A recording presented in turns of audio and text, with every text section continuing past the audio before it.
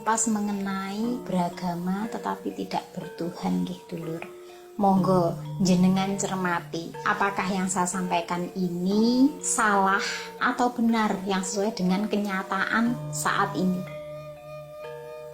Dulur, zaman sekarang memang banyak orang yang nampak terlihat religius secara simbolik ya. Rajin beribadah, banyak berbicara tentang agama, tapi sayangnya tidak mencerminkan akhlak dari agama itu sendiri dalam laku dan lisannya. Mengapa hal itu bisa terjadi?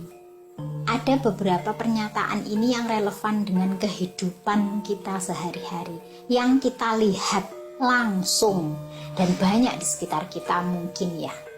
Mengapa terjadi? Karena agama dijadikan identitas, bukan jalan hidup. Banyak orang yang menjadikan agama itu sebagai label sosial, bukan cerminan dari perilaku. Mereka ingin dilihat sebagai orang yang suci, tetapi tidak sungguh-sungguh membersihkan hati. Mereka menyembah Tuhan dalam ritual, tetapi hatinya masih menyembah ego, gengsi, dan amarah. Kemudian hal ini terjadi juga karena ilmu agama tanpa jiwa.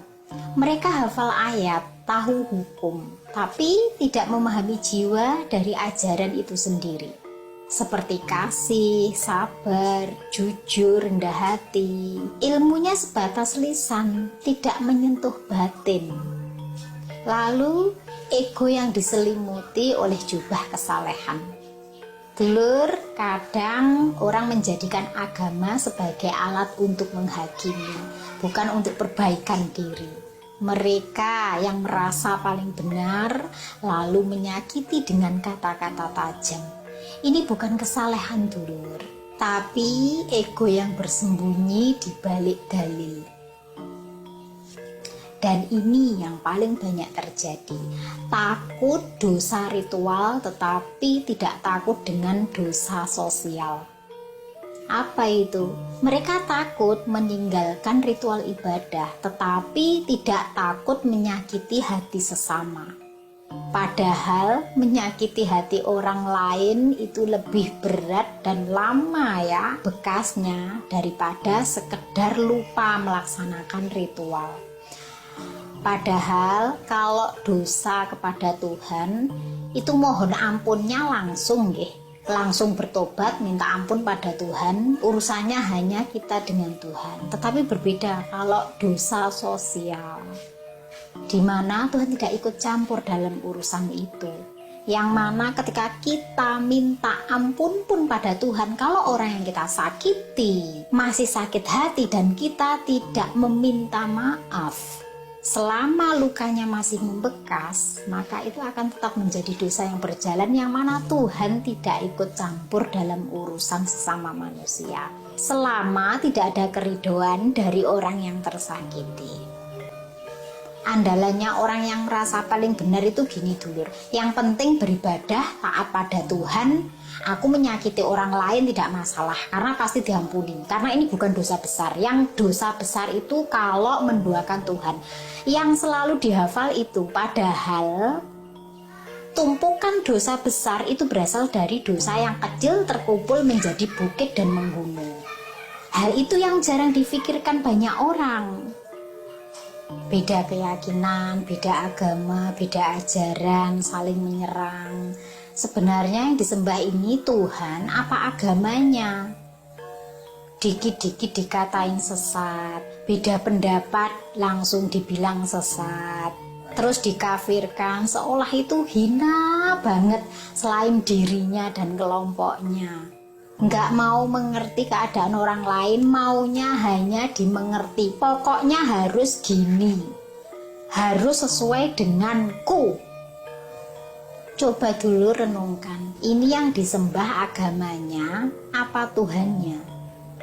Kalau bukan mencerminkan ajaran Tuhan, ini saya tidak berbicara pada satu ya, tetapi universal. Lalu siapa yang disembah? Mereka menyembah diri mereka sendiri.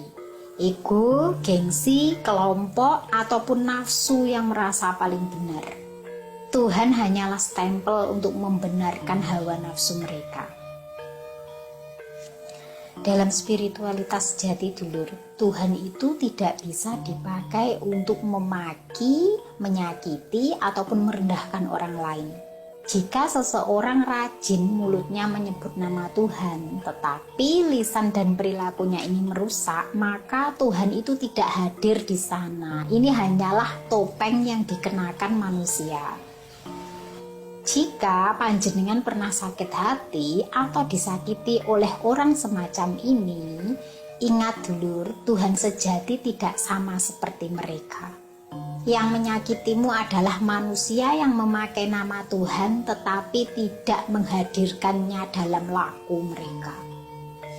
Mungkin dulur, ada di antara panjenengan yang menanyakan, beragama tetapi tidak bertuhan, itu yang seperti apa? Dulur, beragama itu mengikuti aturan-aturan dan ritual ibadah. Contohnya, mungkin berpenampilan religius, hafal atau pandai membaca kitab suci, atau dan lain-lain sebagainya yang berkaitan dengan ritual keagamaan. Tetapi yang namanya bertuhan itu menjalani nilai ketuhanan yang seperti apa? Menebar kasih, kejujuran, kebaikan, dan rendah hati, tak menyakiti, tak merasa paling suci, tak suka menghakimi. Batinnya selalu tersambung pada kesadaran bahwa Tuhan Maha melihat. Contohnya orang yang beragama tapi tak bertuhan itu dulur nggih, rajin beribadah tetapi suka menindas, gemar sekali mengoreksi kesalahan orang lain tapi tak suka mengoreksi hatinya sendiri, tak mau mengoreksi hatinya sendiri. Hafal ayat-ayat suci tapi lisannya itu tajam membunuh perasaan orang lain. Pada intinya agamanya sibuk ditunjukkan tapi Tuhannya tidak dirasakan. Analoginya begini dulur, bayangkan setiap hari masuk ke rumah ibadah tetapi keluar dari sana langsung memaki orang lain. Ia seperti datang ke istana raja tetapi tak mengindahkan titahnya. Dia tahu tata cara tetapi tidak menyerap ruh ajarannya. Dalam spiritualitas dulur, mengenal Tuhan itu bukan tentang melihat wujudnya secara fisik, tapi mengalami kehadirannya dalam sunyi, dalam cinta, dalam alam, dan dalam hati yang bersih. Dalam pemahaman spiritual dulur, Tuhan sebagai energi kehadiran. Tuhan bukan dilihat sebagai sosok di langit, melainkan sebagai energi ilahi yang menyelimuti dan meresapi segala hal. Tuhan bukan ada di luar, tetapi mengada di dalam segalanya. Lalu Tuhan sebagai kesadaran murni. Maksudnya Tuhan sebagai kesadaran tertinggi yang menjadi dasar dari segala keberadaan. Setiap makhluk hidup adalah bagian dari kesadaran ini. Maka semakin seseorang sadar, maka semakin dekat dengan Tuhan. Lalu Tuhan sebagai cermin diri yang suci. Maksudnya begini dulur, Tuhan adalah refleksi dari jati diri terdalam manusia. Bila hati bersih dan batin hening, maka seseorang bisa melihat Tuhan melalui cermin jiwanya sendiri. Nah, dalam istilah Jawa sering disebut sangkan paraning dumadi. Maksudnya dari mana kita berasal dan kemana kita akan kembali.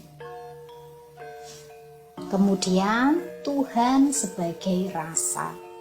Dulur, Tuhan bisa dirasakan sebagai rasa sejati. Bukan dengan logika, tapi dengan rasa batin yang hening, dalam, dan jujur.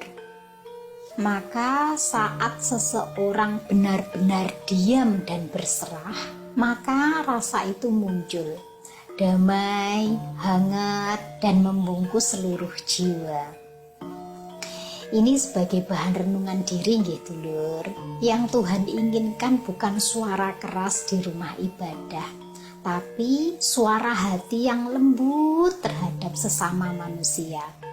Beragama adalah jalan, tapi tanpa hati yang terhubung pada Tuhan, itu hanya langkah tanpa arah.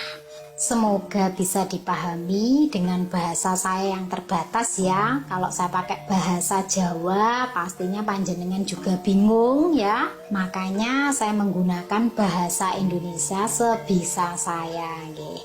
Mungkin dari sini bisa kita lihat orang yang bijak akan merenung dan orang yang akan tersinggung. Dulur, panjenengan yang mungkin punya pengalaman tersakiti atau disakiti oleh orang yang menggunakan tameng agama, silakan tulis pengalamannya di komentar ini nggih. Dan jika panjenengan bisa memahami keseluruhan dari penyampaian isi video ini, panjenengan akan jadi tahu siapa Tuhan yang panjenengan sembah. Benarkah sesuai dengan ajaran yang panjenengan anut selama ini? Atau hanya sebuah identitas?